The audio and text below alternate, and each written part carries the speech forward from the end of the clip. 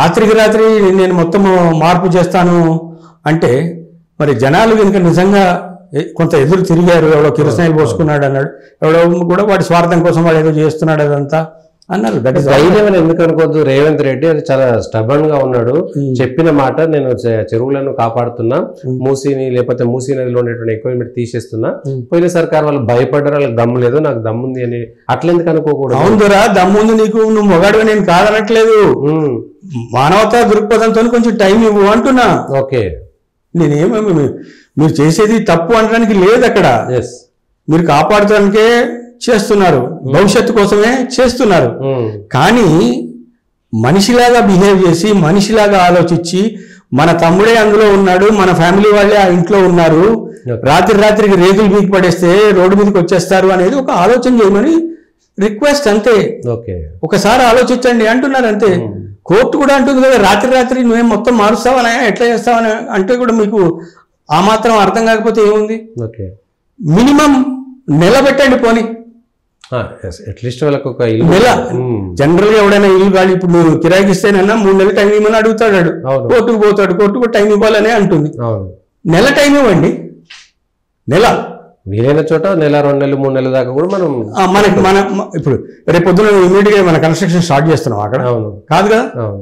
అట్లా నీకు ఎంత టైం ఉందో దాన్ని వెసులుబాటుని ముందెట్టి 1 month 2 months 3 months maximum 3 months కుదిరితే ఇవ్వండి, ఏం పోయింది. ఇప్పుడు రేపు పొద్దున ఎవడనంటే అరే 3 నెలలు టైం ఇచ్చారు కదా మళ్ళీ నువ్వు ఏం మాట్లాడుతున్నావు అనే ఛాన్స్ కూడా ఉంటుంది.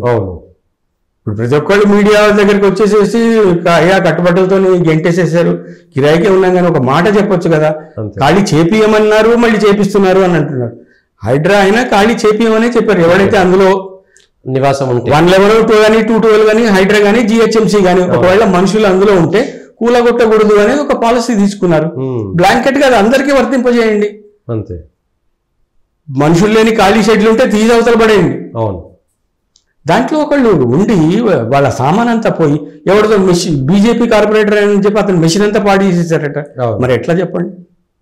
సాధారణ పాపం చిన్న వాళ్ళే 1 కోట్లు లోన్ తెచ్చుకొని మిషన్స్ పెట్టుకున్న వాళ్ళ మిషన్లన్నీ ధ్వంసం చేసి అట్లా అరాచకం చేస్తే ఎట్లా అండి. Don't do it in a violent way.